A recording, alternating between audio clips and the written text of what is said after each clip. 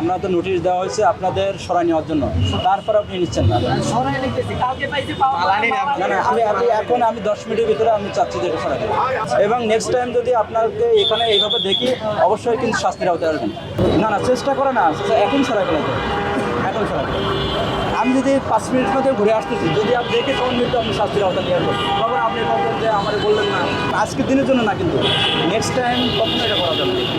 যেহেতু পথচারীরা তাদের ফুটপাত ব্যবহার করতে পারছে না, তারা তখন কি করে, তারা তখন রাস্তা দিয়ে পারাপার হয়। রাস্তা দিয়ে পারাপার হলে তাদের ব্যক্তি নিরাপত্তা যেমন সমস্যা হয়, আবার এটাতে ট্রাফিক কনজেশনের সৃষ্টি হয়। ফুটপাত সংলগ্ন যেসব প্রতিষ্ঠান রয়েছে, ব্যবসা প্রতিষ্ঠান বা সেবাধর্মী প্রতিষ্ঠান, তারা কোনোভাবেই ফুটপাতে তাদের ব্যবসাকে এক্সপ্যান্ড করতে পারবে না এবং এটাকে সরিয়ে নিতে হবে।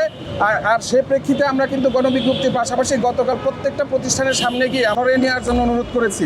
না, এটা মালিকানা জায়গার ভিতরে কি জন্য ওই যে ওই বিল্ডিংটা আপনি দেখেন, ওটা 12 ফিট পিছনে বিল্ডিংটা, 12 ফিট পিছনে এই বিল্ডিংটা করা হয়েছে। তা আমরা ওই যে দেখেন আমাদের সিঁড়ি কোন কোনটা আছে, এই জন্য আমরা এটা ফুটপাতে যখন আছে, এখন ওয়ার্নিং দিয়ে বলছে যে এটা আপনি সরে দেন, এটা আমরা এখনই সরে দিতে আসছি। ঠিক আছে, তেরপালটা, না তেরপালটা বলছে যে এখনই আমরা 5 মিনিটে সরে দেন, আমরা তেরপালটা সরে দিতে আসছি।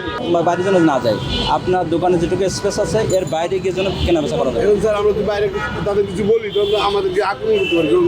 তারা বলতেছেন আপনার দোকান, আপনার কথা বলছেন। আমার তো এটা হ্যাঁ, আপনি মাল নিয়ে এখানে যখন বাইরে বিক্রি করেন, ফুটপাত দখল করে যে বিক্রি করেন, অবশ্যই কিন্তু শাস্তির আওতায়। আমরা ওয়ার্নিং দিয়ে যাচ্ছি, সেকেন্ড টাইম আসলে কিন্তু অবশ্যই শাস্তির আওতায় আসবে।